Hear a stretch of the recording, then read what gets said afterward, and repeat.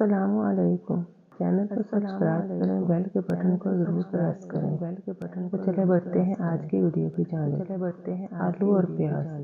آلو اور پیاز کو کبھی بھی ساتھ ساتھ نہ رکھیں، اس طرح آلو اور پیاز جلد خراب ہو جاتے ہیں۔ ڈش میں ڈالنے کے لیے مکھن نہ ہو تو اگر ڈش میں مکھن ڈالنا مقصد ہو اور مکھن موجود نہ ہو تو اس کی جگہ دودھ اور نیمبو کا رس ڈال دیں۔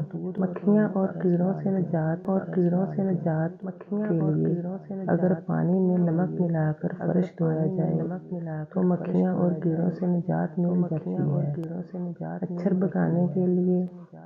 مچھروں کو بھگانے کے لیے ایک کپ میں تھوڑا سا پانی اور کافور کی چند ٹکیاں ڈال کر کمرے میں رکھ دیں، مچھر کمرے میں داخل نہیں ہوں گے۔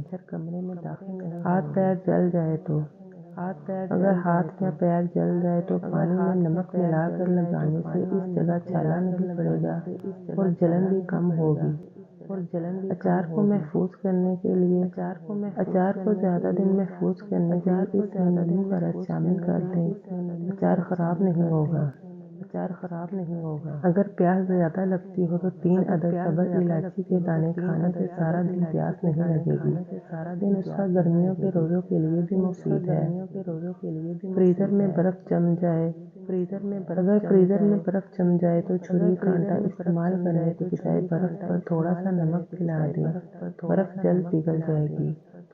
کچے پھل کو پکانے کے لیے کسی بھی کچے پھل کو پکانے کے لیے اسے اخبار میں لپیٹ کر کسی گرم جگہ 2 سے 3 دن کے لیے رکھیں، پھل پک کر تیار ہو جائے گا۔ خستہ اور مزیدار پاپ کارن بنانے کے لیے مکئی کے دانے ہمیشہ فریزر میں رکھیں۔ مزیدار اور ذائقے دار دال۔ کسی بھی دال کو پکاتے وقت مسالے شامل کرنے سے پہلے اس میں تھوڑی سی ہلدی، گھی یا مکھن کا 1 چمچ ڈال کر تھوڑی دیر پکائیں تو دال ذائقہ دار بنتی ہے۔ آٹا خمیرہ نہیں ہوگا۔ آٹا گون کر اوپر گھی، آئل یا مکھن لگا کر اور گیلا کپڑا نچوڑ کر رکھنے سے آٹا خمیرہ نہیں ہوتا۔ باسی سلاد کو تازہ رکھنے کے لیے باسی سلاد کو تر و تازہ کرنے کے لیے کسی برتن میں تھوڑا سا پانی اور 1 نیمبو کا رس ڈال کر باسی سلاد آدھا گھنٹہ رکھ دیں، بعد میں پانی نکال دیں، سلاد تر و تازہ ہو جائے گا۔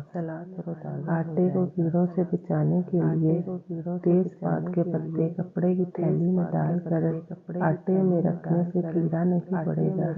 کالا زیرہ باریک پیس کر نمک ملا کر ٹکیاں بنا لیں، خشک کر کے آٹے میں رکھیں، تب بھی کیڑا نہیں پڑے گا۔